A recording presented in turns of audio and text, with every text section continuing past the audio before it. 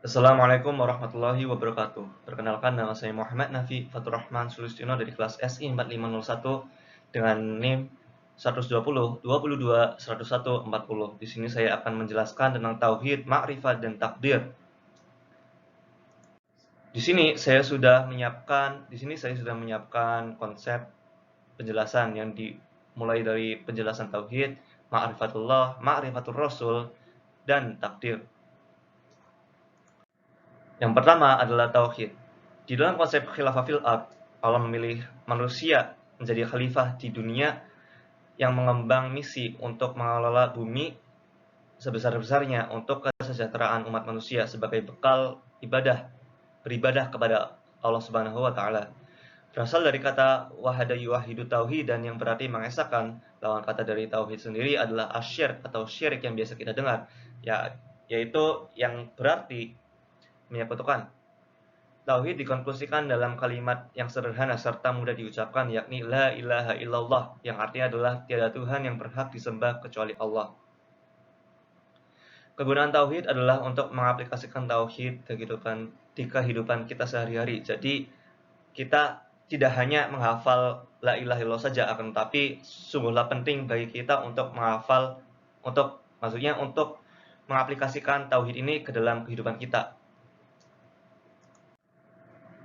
Jenis-jenis tauhid terdiri dari 5. Yang pertama adalah tauhid rububiyah, yaitu pemahaman bahwa Allah lah satu-satunya pencipta, pemelihara, pengatur, dan pemberi rezeki kepada semua makhluk-makhluknya. Yang kedua adalah uluhiyah, yang artinya adalah pandangan bahwa tidak ada Tuhan yang berhak disembah kecuali Allah. Yang ketiga adalah tauhid mulkiyah, yakni Allah sebagai al-malik atau penguasa yang mutlak dengan kekuasaan penuh memegang alam semesta. Keempat adalah asma wa sifat. Istilah ini terbagi dari Asmaul Husna dan sifat. Istilah Asmaul Husna bagi Allah adalah nama-nama yang indah, baik dan terpuji yang menjadi milik Allah. Misalnya Ar-Rahman, Ar-Rahim, Al-Malik dan nama-nama lainnya. Kata dari sifat Allah adalah mencakup perbuatannya, kekuasaannya dan apa saja yang terdapat dalam zat Allah. Tauhid yang terakhir adalah tauhid ibadah, adalah mengesahkan Allah dalam hal ibadah. Dalam tauhid ini kita bisa sebut tauhid ibadah adalah ikhlas, yang artinya adalah pemurnian ibadah.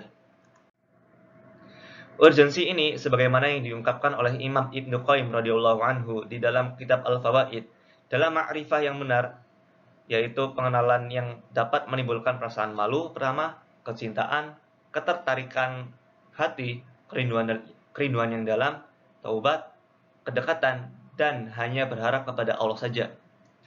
Urgensi mengenal Allah yaitu mendapatkan kemerdekaan dari Allah, mendapatkan ketentraman sebenarnya, mendapatkan keberkahan dalam kehidupan, dan juga mendapatkan surga, syafaat, dan keriduannya. Mengenal Rasulullah SAW. Rasul adalah orang pilihan yang diperintahkan Allah untuk membawa risalah kepada umat manusia. Seorang Rasul tentulah istimewa. Walaupun seorang Rasul itu istimewa, seorang Rasul ini tidak pernah mengakui dirinya sebagai Tuhan atau dipertuhankan, karena seorang Rasul paham bahwa tiada Tuhan yang berhak disembah selain Allah, dan seorang Rasul pun sadar bahwa beliau tidak lebih adalah manusia biasa yang diberikan karunia seorang Rasul dari Allah. Fungsi Rasul terdiri dari 2, yakni membawa risalah kepada Allah untuk disebarkan kepada umat-umatnya. Yang kedua adalah menjadikan teladan dalam menerapkan risalah-risalah yang telah Allah beri kepada Rasul. Kedudukan Rasul tidak lebih menjadi hamba Allah dan utusan Allah, atau dalam bahasa Arab adalah Abdullah wa Rasulullah. Sifat-sifat Rasul terdiri dari jujur, cerdas, amanah, tabligh, dan berkomitmen. Tugas Rasul terdiri dari 2, yaitu mengemban risalah dakwah, menegakkan sistem agama. Mengemban risalah dakwah terdiri dari beberapa tugas spesifik, yakni mengenal Allah Subhanahu wa taala kepada umatnya, mengajarkan kepada umatnya cara beribadah yang benar, dan menyampaikan pedoman hidup atau ad-din.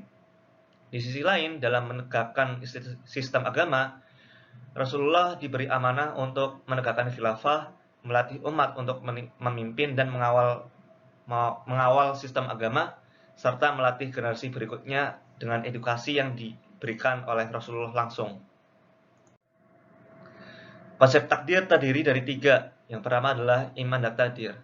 Iman adalah keyakinan yang diyakini di dalam hati, diucapkan dengan lisan, dan dilaksanakan dengan perbuatan. Takdir terdiri dari 2, yakni qada, ketetapan yang sudah diberikan oleh Allah yang bersifat azali. Yang kedua adalah qadar, yang artinya adalah penciptaan yang sesuai dengan ukuran yang sudah ditentukan yang sudah ditentukan sebelumnya oleh Allah. Takdir terdiri dari 2, yakni takdir mubram, yang artinya adalah takdir yang telah ditentukan oleh Allah secara mendasar bagi setiap makhluk, seperti gravitasi, bagaimana cara tumbuhan bertumbuh, dan lainnya. Kedua adalah takdir mu'allaq, adalah takdir yang pelaksanaannya sangat dipengaruhi oleh usaha manusia, seperti mendapatkan nilai bagus dalam suatu mata pelajaran, dikarenakan faktor belajar, doa, dan tawakal. Hikmah dari takdir adalah meningkatkan keimanan kita kepada Allah, membuat jiwa tentram, dan menumbuhkan jiwa yang pemberani. Yang bisa kita simpulkan dalam ketentuan iman pada takdir ini, kita bisa hidup dengan keterbatasan sebagai manusia. Yang kedua adalah husnuzon kepada takdirnya. Yang terakhir adalah semakin optimis dalam menjalani hidup.